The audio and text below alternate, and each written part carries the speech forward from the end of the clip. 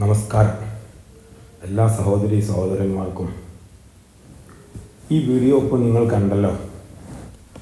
അതായത് രണ്ടാളുടെയും ചെറിയ ഒരു അശ്രദ്ധയാണ് ഇതിൽ സംഭവിച്ചത്.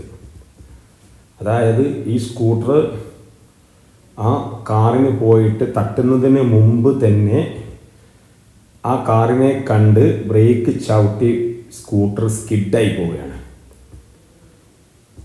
ഞാൻ പറയുന്നത്, നമ്മൾ യാത്ര ചെയ്യുന്ന സമയത്ത് പ്രത്യേകം ഇരുചക്ര വാഹനക്കാർ എപ്പോഴും നമ്മൾ മനസ്സിലാക്കേണ്ടത്, നമ്മൾ ഒരു ബാലൻസിങ് സിസ്റ്റത്തിലാണ് നമ്മൾ പോകുന്നത്. ആ ബാലൻസ് ഒന്ന് അങ്ങോട്ടോ ഇങ്ങോട്ടോ മാറിപ്പോയാൽ നമ്മുടെ വാഹനത്തിൻ്റെ എല്ലാ സംവിധാനങ്ങളും തെറ്റിപ്പോകും. ഇതിൽ ഈ സ്കൂട്ടർ എത്തുന്നതിന് മുമ്പ് ഈ കാറുകാരൻ കുറച്ച് മുന്നോട്ട് കയറ്റിയത് മൂലം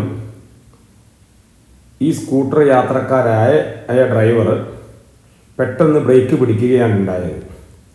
ആ ബ്രേക്ക് പിടിക്കുന്നതോടുകൂടി ആ സ്കൂട്ടർ സ്കിഡായി പോവുകയാണ്.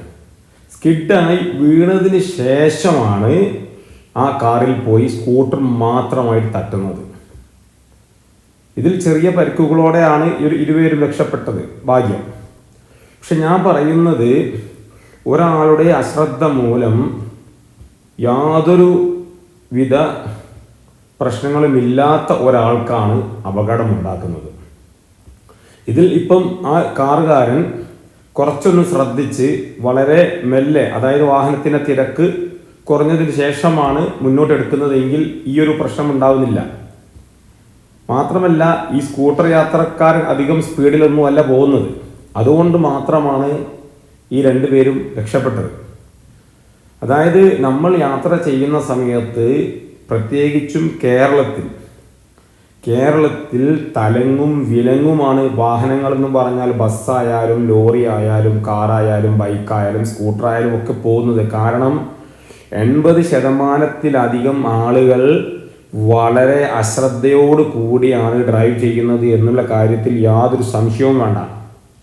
കാരണം കേരളത്തിൽ അങ്ങോളം ഇങ്ങോളം യാത്ര ചെയ്യുന്ന ഒരാളാണ് ഞാൻ. അപ്പം അതുകൊണ്ട് പ്രത്യേകം എനിക്ക് അതിൻ്റെ ഒരു അനുഭവം മനസ്സിലാകും. കാരണം ഇൻഡിക്കേറ്റർ ഇടാതെയോ സിഗ്നൽ തരാതെയോ പെട്ടെന്ന് വളയ്ക്കുക, അതുപോലെ തന്നെ വാഹനം ഓട്ടുന്ന സമയത്ത് നടുവിൽ കൂടെ ഓട്ടുക, ബാക്കിൽ വരുന്ന വാഹനക്കാരന് സൈഡ് കൊടുക്കാതിരിക്കുക, അങ്ങനെയുള്ള ഒരുപാട് വിഷയങ്ങൾ നമ്മുടെ കേരളത്തിലെ റോഡുകളിൽ കാണാൻ പറ്റും. മാത്രമല്ല, റോഡ് സേഫ്റ്റി എന്ന് പറയുന്നത് ഓരോ യാത്രക്കാരനും ശ്രദ്ധിച്ച് കൈകാര്യം ചെയ്യേണ്ട ഒരു സംഗതിയാണ്. കാരണം ചെറിയൊരു അപകടത്തിന് നമ്മൾ വലിയ വില നൽകേണ്ടി വരും. നമ്മൾ അതിൻ്റെ ഭവിഷ്യത്തിനെ പറ്റി ഒരിക്കലും 99% ആളുകളും ചിന്തിക്കുന്നില്ല എന്നുള്ളൊരു സത്യമാണ്. കാരണം ചെറിയ അശ്രദ്ധ കൊണ്ട് വലിയ വില നൽകേണ്ടി വരുന്ന സമയത്ത് ചിലപ്പോൾ ഒരു കുടുംബം തന്നെയാണ് ഇല്ലാതാവുന്നത്. നമ്മൾ ഒരുപാട് അപകടങ്ങൾ കണ്ടിട്ടുണ്ട്, ചെറിയൊരു അശ്രദ്ധ മൂലം സംഭവിക്കുന്നതാണ്. അപ്പം അതുകൊണ്ട്, അതായത് ഞാൻ ഇരുചക്ര വാഹനക്കാരെ മാത്രമല്ല പറയുന്നത്, മുഴുവൻ ഡ്രൈവിംഗ് ചെയ്യുന്ന ആളുകളും അതായത് ഒരുവിധ കോൺസെൻട്രേഷനും പുറത്ത് കൊടുക്കാതെ നമ്മുടെ ഡ്രൈവിങ്ങിൽ മാത്രം ശ്രദ്ധ പുലർത്തിക്കൊണ്ട് വേണം പോവാൻ. ഇപ്പോഴത്തെ സാഹചര്യത്തിൽ മൊബൈലിൽ, ഹെൽമെറ്റിൻ്റെ ഉള്ളിൽ മൊബൈലിൽ ഉണ്ടാവും. അതുപോലെ കാറിലാണെങ്കിൽ സിനിമ കണ്ടുകൊണ്ട് യാത്ര ചെയ്യുന്നുണ്ടാവും. ബസ്സിലും ലോറിയിലും ഒക്കെ ഏകദേശം ഇതേ അനുഭവങ്ങൾ തന്നെയാണ് ഇതൊക്കെ നേരിട്ട് ഞാൻ കാണുന്നത്. അപ്പം ഞാൻ പറഞ്ഞു വന്നത്, നമ്മൾ തന്നെ നമ്മളുടെ അന്ധകരാവരുത്, അതാണ് ഞാൻ പറയുന്നത്. കാരണം റോഡ് സേഫ്റ്റി മെഷർമെൻറ്റ് എന്ന് പറയുന്നത് നമ്മളെപ്പോലെയുള്ള ആളുകൾക്ക് വേണ്ടിയിട്ടാണ് ഈ നിയമങ്ങളെല്ലാം. ഈ നിയമങ്ങളൊന്നും കാറ്റിൽ പറത്തി നമ്മൾ വാഹനം ഓടിക്കണ്ട. അപ്പം അതുകൊണ്ട് ഞാൻ പറയുന്നത്, ഓരോരുത്തരും ശ്രദ്ധാപൂർവം റോഡിൻ്റെ നിയമങ്ങളെല്ലാം പാലിച്ചുകൊണ്ട് വളരെ സ്ട്രോങ് ആയിട്ട് ഞാൻ പറയുകയാണ്, ശ്രദ്ധയുടെ കാര്യത്തിൽ യാതൊരുവിധ വിട്ടുവീഴ്ചയും ചെയ്യാതെ നമ്മുടെ ജീവന് വലിയ വില നമ്മൾ കാണണം. മാത്രമല്ല, നമ്മളെ ഡിപ്പെൻഡ് ചെയ്തുകൊണ്ട് ചിലപ്പോൾ കുറേ ആളുകൾ ജീവിക്കുന്നുണ്ടാവും, ഒരു ഫാമിലി ഉണ്ടാവും.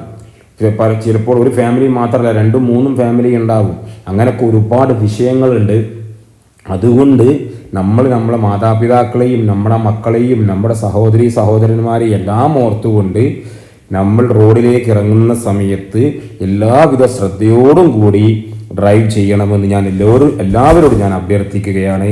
എല്ലാ സഹോദരന്മാർക്കും എൻ്റെ ഹൃദയം നിറഞ്ഞ നന്ദി, നമസ്കാരം.